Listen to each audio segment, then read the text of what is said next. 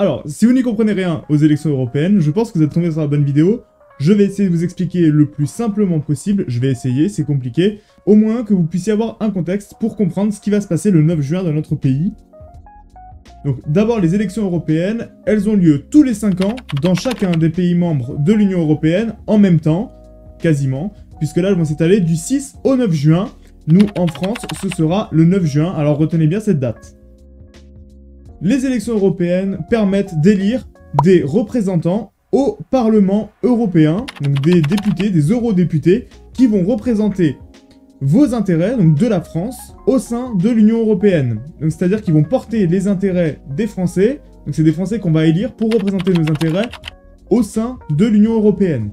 Ça c'est le cas de la France, mais chacun des autres pays va choisir ses représentants au Parlement européen. Ce Parlement européen, à quoi est-ce qu'il sert? Donc le Parlement européen va gérer les lois, donc les modifier ou en voter de nouvelles, des lois qui concernent l'Union européenne, qui sont appliquées à tous les États membres de l'Union européenne et qui sont prises en commun. Ce Parlement va aussi voter le budget et la répartition de ce budget, savoir sur quel secteur on va mettre le plus d'argent et sur lesquels il faut le plus se pencher. D'où l'intérêt d'aller voter pour que vos représentants, qui représentent vos convictions et vos idées, puissent vous représenter dans une échelle encore plus grande que la France, c'est-à-dire dans l'Union européenne. Sachez en plus que la France va avoir 81 députés qui vont être élus, ce qui est le deuxième plus grand total, derrière l'Allemagne, qui en choisira 96. Et donc vous voyez que c'est très important de pouvoir voter à ces élections, parce que la voix de la France compte énormément au sein de l'Union européenne. Le nombre de députés est fait en fonction de la démographie des pays,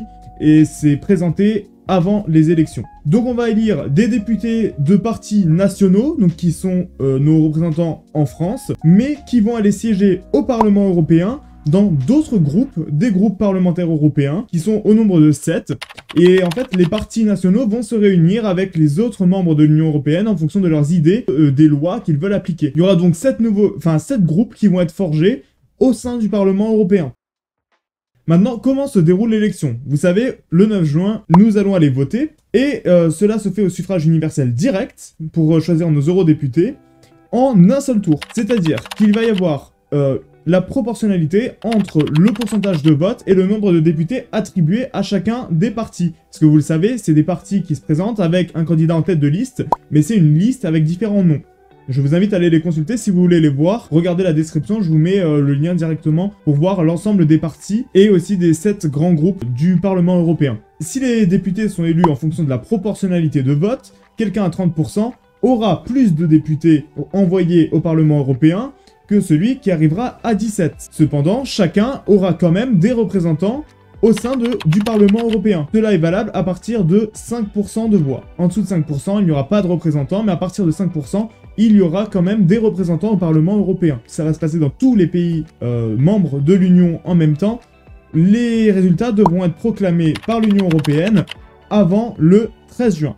À partir de là, les eurodéputés prendront leurs fonctions le 16 juillet et ils participeront à un vote au sein du Parlement pour élire le président ou la présidente du Parlement européen. Pour le moment, c'était une présidente puisque c'était une Maltaise. C'était Roberta Metsola, donc c'est une membre du parti nationaliste maltais qui avait été élue présidente ces 5 dernières années. Il y aura donc une nouvelle élection le 16 juillet. Pour voir les partis et les candidats qui se présentent en France, vous pouvez voir les listes électorales, vous pouvez regarder les débats, vous informer sur les radios et aller lire les campagnes de chacun des partis portées par une tête d'affiche, en sachant que les campagnes officielles débuteront le 27 mai, même si chacun des partis a déjà commencé un petit peu sa promotion. Comme vous le savez, pour chaque élection, il y a une période de réserve, elle aura lieu à partir du 7 juin, 2 jours avant les élections en France.